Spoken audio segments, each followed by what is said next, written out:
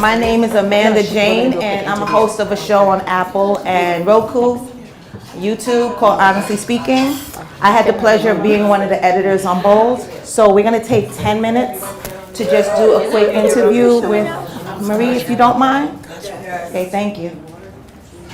Hi, everyone. I'm not going to sit. No, we're not going to do it. Greetings and welcome. This is Amanda Jane, Honestly Speaking, with the one and only Bold, Ms. Marie Dunn, a.k.a. Toya J. Toya J. So first, tell us about your motivation for Bold. So my motivation for Bold came from pain. Pain is such a catalyst for change. And pain will take you where you need it to do, but also you have to find that passion within you. And during that pain, I found my passion and I found my Bold. I like to say that was my hidden gem. Now, as a woman reading Bold, I connected a lot of things about suppressing your sexual desires, having image issues, worrying about societal norms of how you're supposed to think. And then when you really think about the fact that there is that gender stereotype, as a woman, you're supposed to act and behave a certain way. We're supposed to be that emotional being. Listen, we ought to be dressed a certain way. If we don't dress that way, then society looks at us and we're judged, right? So I had to get past that because I exposed myself. I became free. So at that point in time, I was like, I really don't give a shit what anyone else had to say, because it's about confidence. It's about that self-confidence. Once you find self and self-love, self-awareness, then listen, you could do whatever the hell you want. Look at me. I came in one way and I'm a total different person now. You have to accept who you are and don't allow anyone, absolutely no one, to tell you how to show up.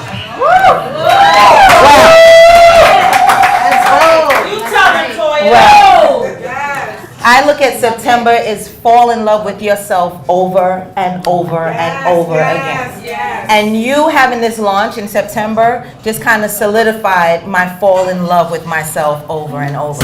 Absolutely. Because you had the changing of the leaves, the temperature, and this is a time for seasonal depression. So it's important to get up every day and look at yourself in the mirror and go, I love me, everything about me, all the wrongs and the rights. Because technically your wrongs are rights. Absolutely. Okay? Now, I'm fortunate to have a lot of women in this room. How many of you identified with being closed to your sexual identity?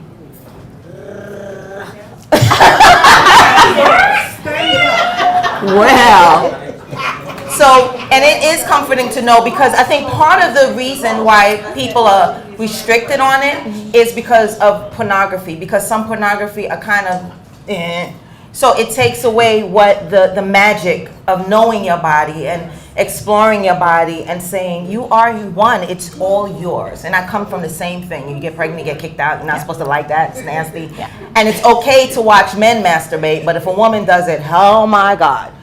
I think it's a perfect thing for both people to do, even if they're laying down together, wherever they feel like doing it. So, now, one day you said, I'm going to put this on paper. What made you say, this is going to be my outlet, this is going to be my free? So I'm actually a social worker, right? I remember the first time I went to court, I was asked, you don't look like a social worker. And then I asked, what is a social worker supposed to look like? That's a whole different conversation anyway. What was your question again? That's okay. Oh, I remember. That's okay. So in 2017, while at work, February 22nd, won't forget that day, I was meeting with a client. And my client decided that she's going to leave with her child. And I did not think, I reacted, because there's no way I was going to allow that to happen. Right. During that process, I got injured. I was home for an extended period of time, had 2 surgeries, my neck and my shoulder. During that time, I fell into depression. And it was at that point in time, I had to find a way to escape. Writing was always my way of escape. It's that place I would turn to when everything in my life was going left. So I decided to write what I was feeling, I was thinking, because it's safe. And then even though I had the luxury to have my family, my brother, Javon Dan, where are you? He's right over there.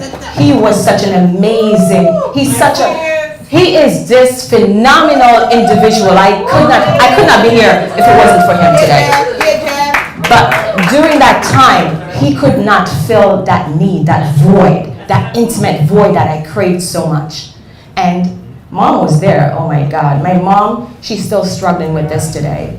And that's okay, because it's my truth. I can't allow her to dictate how I live up my life and how I show up. And I decided to write because it was safe. So I fell in love with myself, right? Sexually, and also that self-love. So now I don't have a man, right? I had to figure out, I touched myself, it felt great. I discovered who I was as an individual. So traveling to Fantasyland, I wrote the poems of how I wanted to be touched, how I wanted to be felt. And that's just how that goes. Wow. This is what happens when you are with Amanda Jane, honestly speaking. Now, in traveling to Fantasyland, you came up with bold. Can you tell us what bold means? So I came up with BOLD before Fantasyland. Wow. BOLD to me, it's an acronym. Brilliantly overcoming life's disappointments. In life, we all experience challenges. It's a universal language, period. Right? So initially, because this whole process, I decided to like really put my book together from 2018. The end of 2018, I was really serious about it. And I've had so many different challenges, and when I say roadblocks, and the devil just keeps showing up, but that was important for me, because if I'm not challenged, I can't be the best version of self, because it's how you come, right? Every time I fall, I always hope I fall on my back because I'm looking up, because that way you'll be able to get up and keep it moving. And basically that's where that came from. That's beautiful. Do we agree that that is just very empowering? I remember when my mother was alive, she was watching the news, and she was like, what's fellatio? Caribbean, sorry. And I was like, do I really have to explain this? And the person that I am did, and almost got my neck cut off. And I have a 12-year-old daughter who can tell you what it is, because I explain everything to her. And I think it's important to become one with yourself, and there's a way of educating without making it sound disgusting and gross. I know the men smiled when I said fellatio. So, what do you have in store? You know, this is your book launch, and you're on like a high. Yeah. What are your plans to promote this and kind of educate, not just women, let's be mindful. It's the public. It's everyone, because it's a collaborative experience. Okay. Absolutely. So I'm doing the promotion all by myself as a self-made individual, and this is something I learned over time as well. There's sacrifices you have to make. I came up with my 3 C's: clarity, commitment, and consistency, right? So I want to target the college, because that's a great place to be. Initially, when I launched my book and when I thought about this, I was like, there's no way it's going to be accepted. But then I recognized the power that's within these pages. It's woven. It's trauma, it's self-discovery, sexual discovery, and self-awareness. Why not put it out there? I'm going to use social media because that's a great platform as well. And I have reached out to influencers. I've sent my pitch, so I'm basically just waiting for people to get back to me, but I'm not going to wait. I'm just going to get out there and just be loud, do whatever it is that I want, and attract that attention to myself. Because in life, I recognize you can't wait for that opportunity to come. You got to create that opportunity. And basically that's where, and it's starting here today. I don't have a full house, and that's okay, because I'm here. And my supporters are here, and that's what's important. You gotta start somewhere. And if you've ever followed her on Instagram, she's very bold, because I've seen her changing her clothes on the street. Do it after a 5-mile run. I don't know how you do it, but it's freaking amazing. And your goal to educate college students is truly important, because they are just completely misled, and when you get that market, you take it down to high school, and then you take it to junior high school, because they're a little bit fast-ass, as we know. Absolutely. They are not who we were, and their parents. Oh, and now with the freedom of expression, forget it. It's all good, but it needs to be kind of controlled and led in a certain way. So, your position as a social worker, how do you tie these two together? Because it's hard, because you have limitations, and then you want to help those young teens that you have basically in your care. So how do you guide them to kind of tell them these are the things, but without crossing the boundaries to get, written up, because people are very sensitive. So again, God works in mysterious ways. So in 2017, when I got injured on the 22nd of February. I had submitted my resignation letter the 21st, like a few days before that. And now I'm in a position of power. I'm a program director. So now I could decide how I want to dictate and how I'm going to use my power and influence to educate others.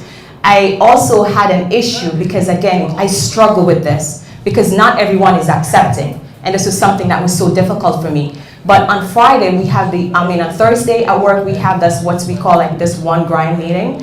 And I literally disclose to people that, listen, I'm going to be my authentic self. I'm going to accept who I was. And if you can't, too bad. Because you have to take chances because you just never know how it's going to show up. And because I'm so bold and I'm determined and I'm consistent, I'm going to make it work. So I'm going to try to get a curriculum involved. I haven't figured out the details altogether, but I can create a marriage as a social worker and with my book, and that's exactly what I intend to do. You heard it here. Amanda Jane, honestly speaking, Marie Dunn, is truly bold, and she's taking over. And any of you sitting here who feel empowered and could put pen to paper, do so. There's a lot. When you're dealing with stress, instead of arguing and fighting, write it down. Go back and read it again. And you may realize that, you know what? It really wasn't worth it. Time is short, and life is about quality, not quantity. And clearly, you have a lot of quality people in your circle. And I am blessed and fortunate to have been pulled in from my Crockett family, from Bed-Stuy, Hercules Street, and I want to thank all of you for allowing us to interrupt your program so we can speak to Ms. Toya. Thank you. And I know there's many more Absolutely. in you to come. Absolutely. Thank you. Thank you.